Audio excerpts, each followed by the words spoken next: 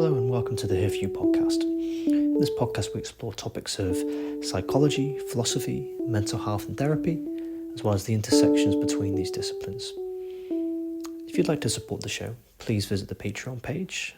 The link for this can be found in the show notes of the podcast. Also stick around to the end of the podcast to hear about more details of workshops, different ways you can support, and upcoming shows as well. Have a good listen.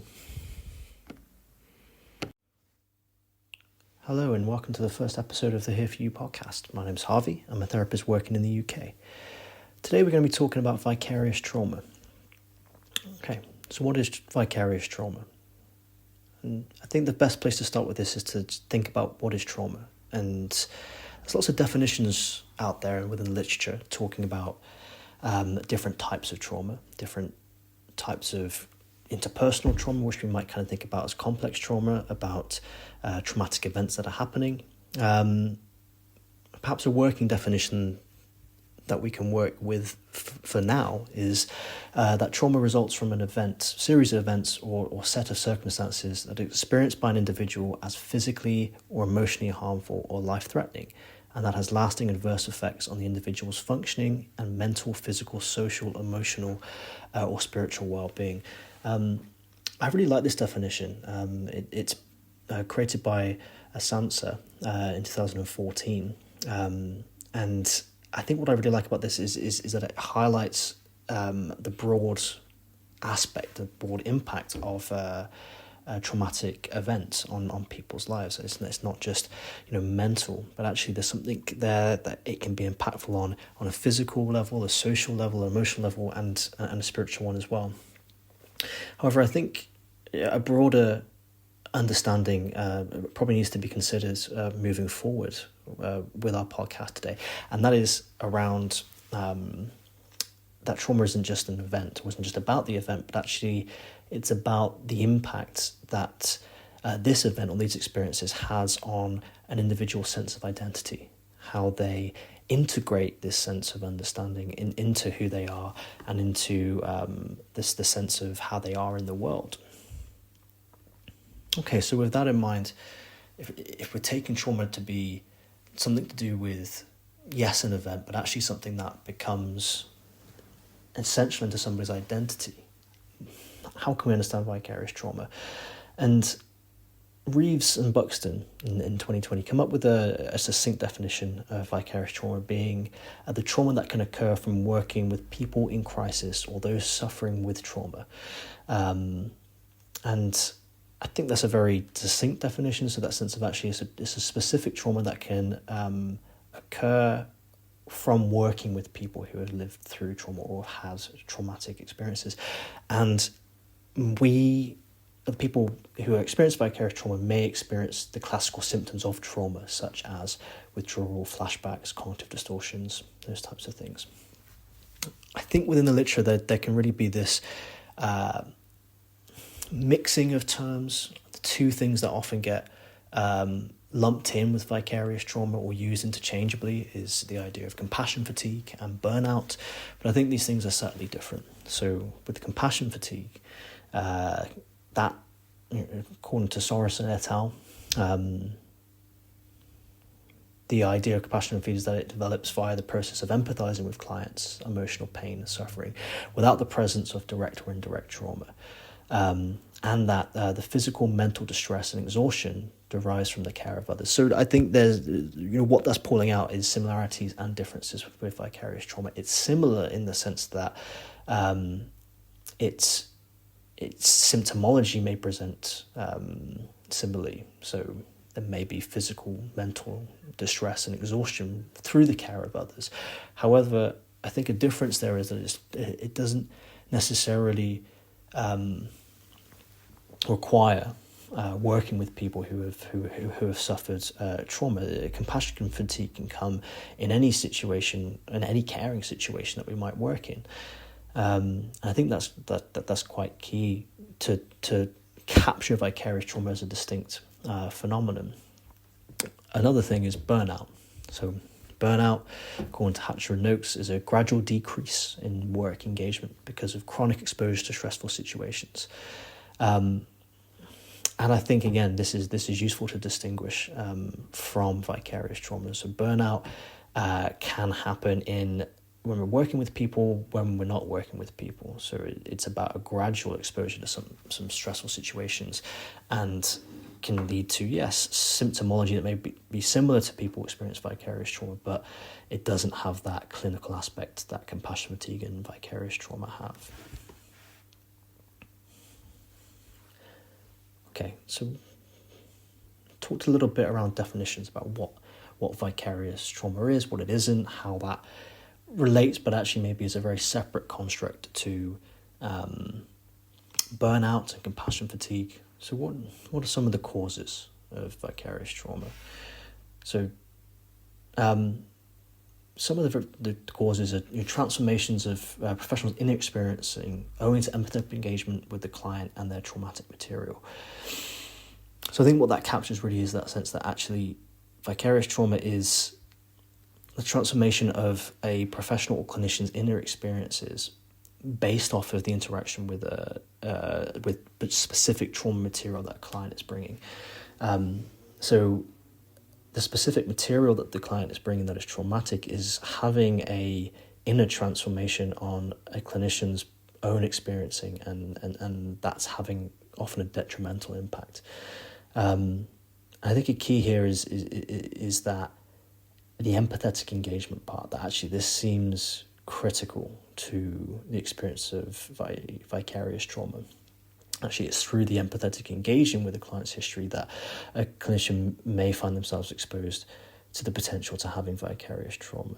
And of course, as clinicians, we're always taught to empathetically engage with clients, and maybe this is a potential challenge to empathetic engagement.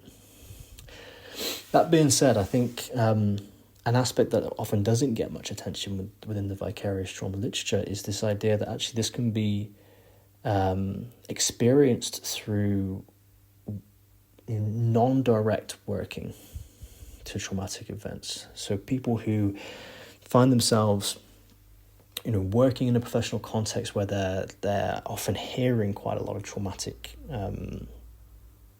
events happening to people, but might not actually ever have direct exposure to people who have lived through traumatic experiences. I'm thinking stuff like through journalism or through police reporting, something like this, may have experiences of vicarious trauma simply through hearing the traumatic experiences secondhand. And if you think about that, it makes a lot of sense with that idea of empathetic engagement. While we are empathetically engaging with the client in front of us, by listening to traumatic material people are exposed to, we may be empathetically engaging with them secondhand. May not directly be engaging in that empathetic, direct response, but through hearing these stories, there may be an empathetic response that elicits a feeling of vicarious trauma in us. And how might this sort of present itself? So we talk about symptomology, we talk about what vicarious trauma is, what some of the kind of causes of that. How might that sort of present? And I think pretty typical what we'd see in any traumatic situation. So we would see sort of disruption in cognitive schema, so disruption in thinking patterns, distortions in the way that we think about things, recurrent intrusive memories, so stuff like flashbacks, flashbacks that might not be ours, flashbacks to hearing the material that we've heard, reliving people's own traumatic experiences as if we were there. Again, back to that sort of empathetic responding, persistent negative emotions, so finding ourselves feeling persistently negative. And I think that persistent part is probably quite key. That might distinguish vicarious trauma through simply empathetically engaging with a client's history, or empathetically engaging with a person's trauma history. Engaging with somebody's trauma history will elicit negative emotions because it's a challenging thing for us to hear. However, if this becomes persistent and we're finding ourselves persistently having negative emotions in relation to other people's traumatic histories, it's quite possible that we are experiencing vicarious trauma. Another sort of symptom that we might sort of experience is alterations in arousal and reactivity. So we might sort of notice physiological symptoms happening, so very semantic symptoms is sometimes what they're known as. So noticing raised heart rate, problems with digestion, as an example, through blood being redirected constantly in other areas through that hyper arousal mechanism. So yeah, very typical of anything that we would see in a trauma response. Behavioural things that we might sort of see is avoidance, possibly both of emotion and events. So in vicarious trauma, we might sort of see avoidance behaviour of engaging clinically with people as a professional, maybe avoiding certain places that we associate with another person's trauma. It could be telltale of vicarious trauma as well. And I think this is probably really useful to pay attention to, definitely as a clinician potentially, or anybody working in a helping profession.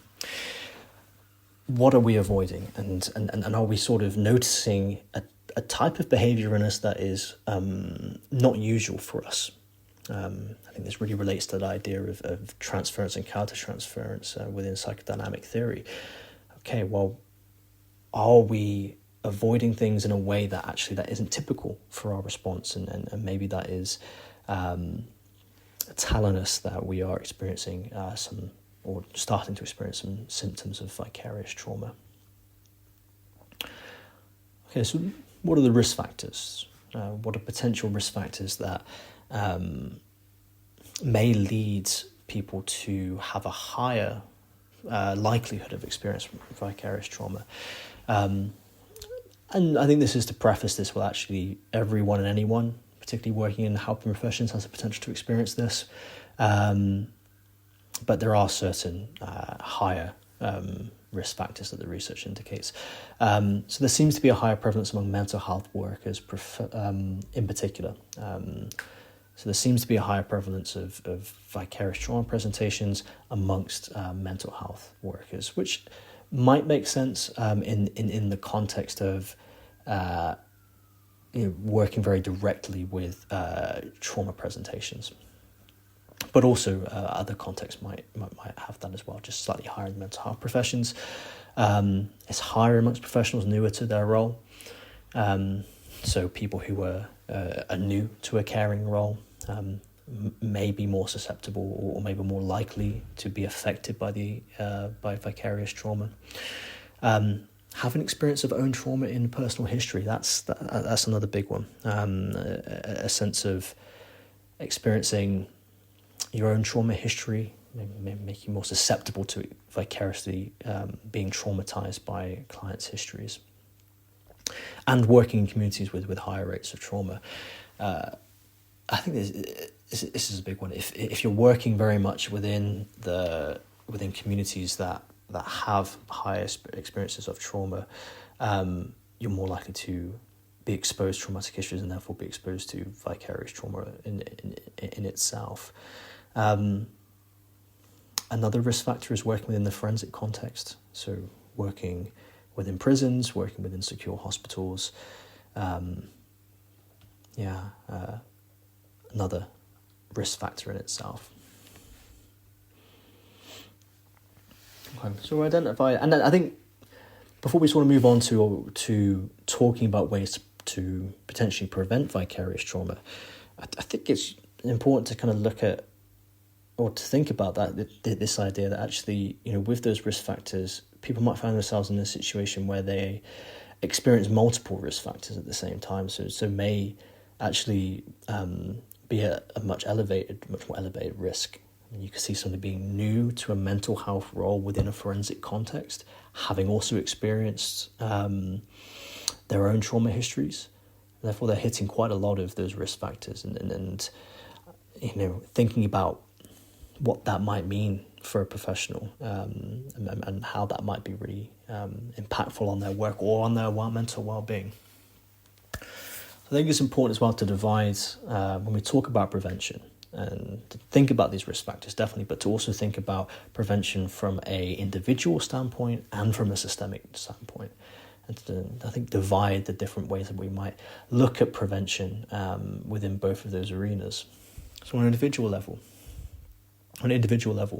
prevention can be about, I think, acknowledging the role of post-traumatic growth, and actually maybe thinking about this idea of vicarious post-traumatic growth. So I think there's this sense of actually, well, although professionals may be susceptible to having experiences of vicarious trauma, likewise, they might be susceptible to having experiences of vicarious post-traumatic growth. What is post-traumatic growth? And post-traumatic growth is the way that we might grow through traumatic experiences. So how we might actually have had trauma histories or go through a traumatic experience and may grow substantially from that experience. We may take the things that we've had that have been traumatic and use them as personal growth, use them as personal understanding, actually. And I think that can be a really useful individual strategy for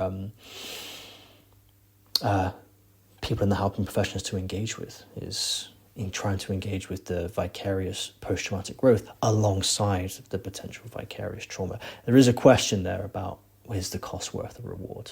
Actually, is the cost of vicarious trauma worth the reward of vicarious post-traumatic growth? I think that's a very challenging question to answer.